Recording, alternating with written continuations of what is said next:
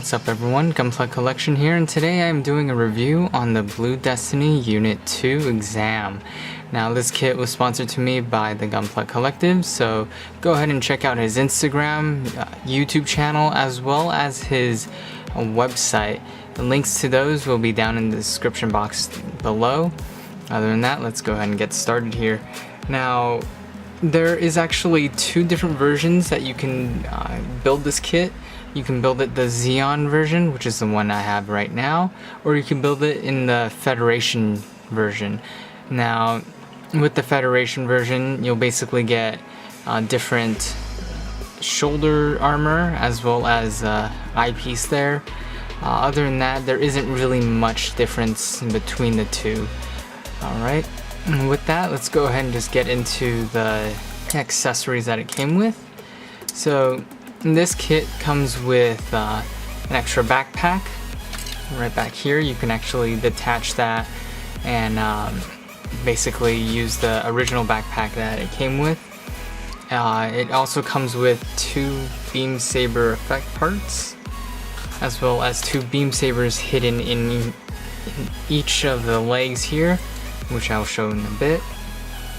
It comes with what it looks like a assault rifle and a submachine gun, and not to forget, nice looking shield right here. Alright, and also you get some hands.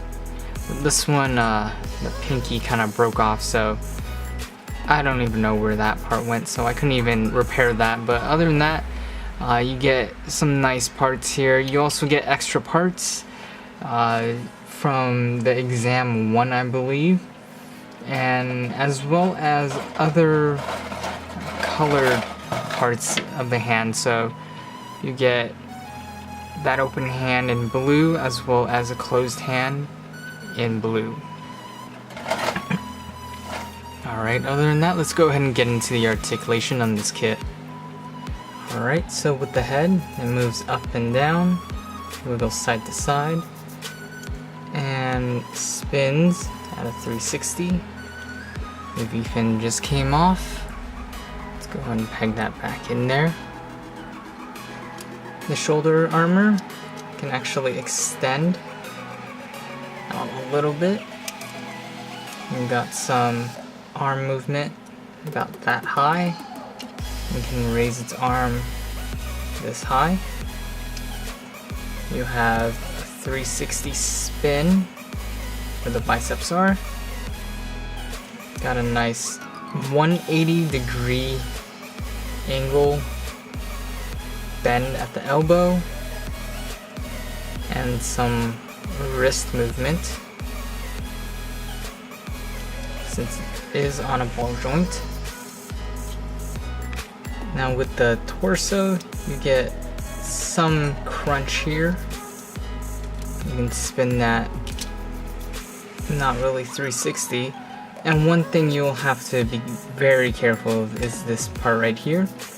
Once it is actually off of the peg right over here where it sits on, it will be very difficult to actually put back in there.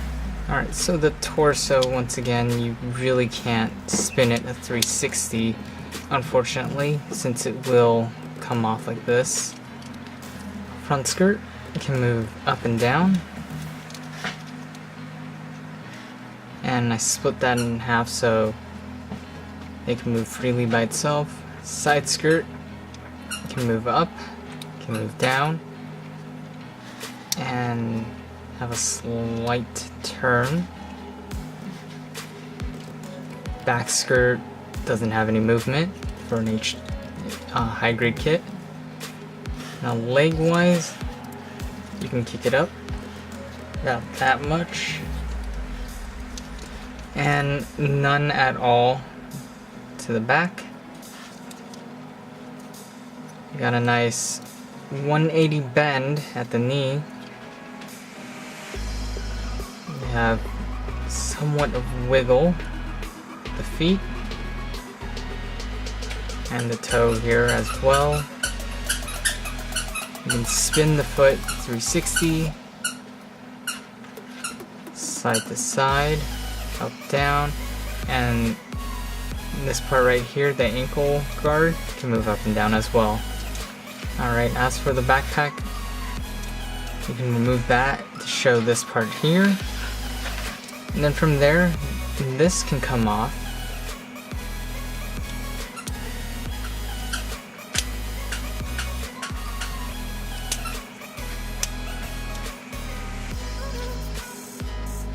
Not like that. So that part can actually come out. And with these two, you can peg them back in there. So you're basically using that first backpack instead of using this one. But that is if you want to do that. Other than that, on both sides of the leg, there is this compartment where the beam sabers go. And one of them just popped off. But inside one of these contains this beam saber. You just need to pull that out.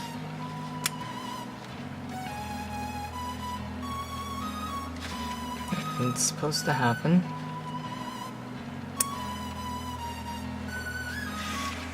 Yeah, you pull that out. Just need to fix this up a little.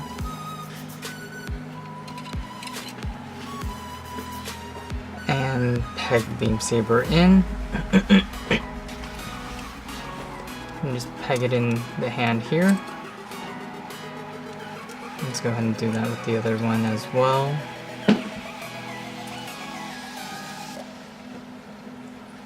It's a little more difficult. Alright, and with that, this is what the Blue Destiny Unit 2 exam looks like with the dual beam sabers in hand. I have to say, with the posing on this kit, it's a little weird looking when it comes to using dual beam sabers. I know I haven't had much luck with dual wielding beam sabers or like anti-ship swords when it comes to posing, like the like when I actually custom built, well not custom built, but converted my Calamity into the sword Calamity. I had a hard time with the posing on that. Same with the sword Impulse. So posing for this, I wouldn't say it's a good idea to pose it with dual beam sabers, but I mean, it's all up to you. I can't do it, so it's not really the best for me. With that, I'll go ahead and pose it with the weapons, and we'll go ahead and take a look at how it looks from there. Alright, and here it is with the assault rifle and the shield in its hands, and so far it looks pretty decent like this. Basically posed it as if it was just sliding across and trying to shoot the enemy in the distance. Other than that, it kind of looks like the Ale Strike pose. I mean, that's what a lot of kits will look like when posed with the shield and the beam rifle. Alright, let's go ahead and use the submachine gun as well. Alright, one thing I need to mention with the submachine gun is that this part right here, the white part, can actually be taken off and put back on there. The side skirts actually have this, what looks like a magazine for this submachine gun, so you can actually interchange them. And other than that, there is an articulation piece here, which is that little part here. When building this, you have to be very careful. It is very delicate because it's flimsy. Alright, and here it is posed with the submachine gun. And I still kept the shield, and I just added the beam saber into the hand right there.